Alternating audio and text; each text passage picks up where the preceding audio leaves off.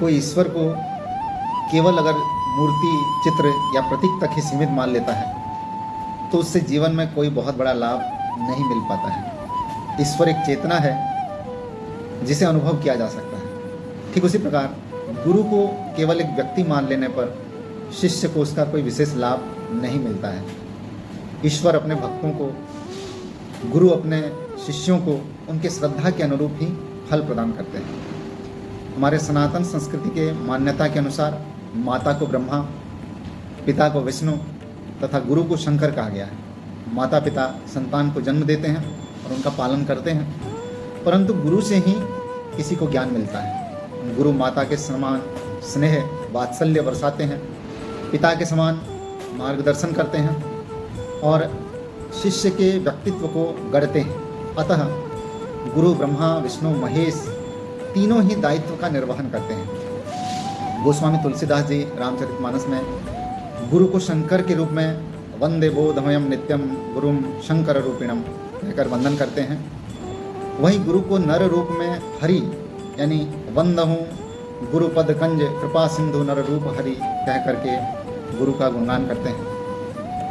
शास्त्रों में भगवान शिव को आदि गुरु कहा गया है, जिनके शिष्य स्वयं सप्तऋषि रहे। अति प्राचीन काल से ही मानव सभ्यता संत अथवा गुरु परंपरा से ही संचालित हो रहा है। ईश्वर की बातों को, प्रेरणाओं को, संदेशों को लोगों तक पहुंचाने के लिए गुरु ही माध्यम बनते हैं। गुरु ईश्वर का ही प्रतिनिधि कहलाता है। गुरु का शाब्दिक अर्थ होता है गु शब्द जिसका अर्थ है अज्ञान, रु शब्द जिसका अर्थ है प्रकाश या ज्ञान, यानी जो अज्ञान रूपी अंधकार का नाश करता है और ज्ञान का प्रकाश फैलाकर जीवन का उद्धार करता है, जीवन को प्रकाशित करता है, वो गुरु कहलाता है।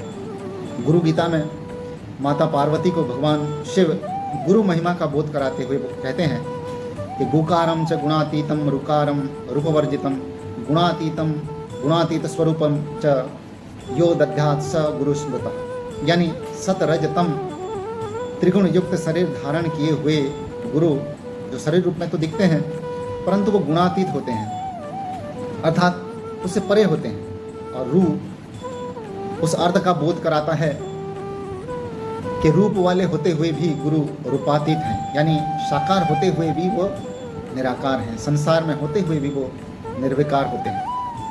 आध्यात्मिक गुरु का जीवन में बड़ा ही महत्व होता है। सद्गुरु, सिद्ध गुरु अगर जीवन में मिल जाए तो जीवन का कल्याण होता है।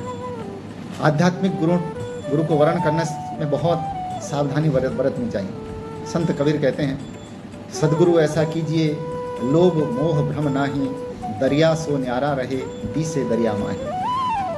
अर्थात सद्गुरु ऐसा होना चाहिए, गुरु ऐसा होना चाहिए जिसके हृदय में किसी प्रकार का कोई लोभ मोह ईर्षा द्वेष दुर्व्यसन दुर्भावना भ्रम आदि कोई भी दोष गुरु में ना हो, जो ब्रह्म को जानने वाला हो, ऐसा सद्गुरु जीवन में वर्ण करना चाहिए, जो कि इस संसार रूपी सागर में दिखाई तो अवश्य देता है परंतु वह संसार की वासनाओं, विकारों, महत्वाकांक्षाओं से अलग ही होता है।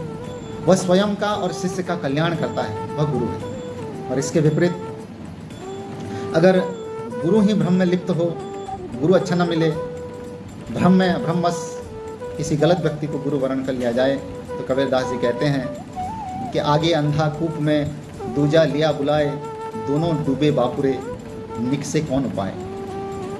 इस स्थिति में, भ्रम की स्थिति में गुरु अपना तो नुकसान करते ही हैं, अपने अज्ञानता के कारण शिष्य को भी इस भ्रम जाल में डुबा देते हैं, फिर उससे निकल नहीं पाते और हमेशा भौतिक जंजाल में फंसे रहते हैं।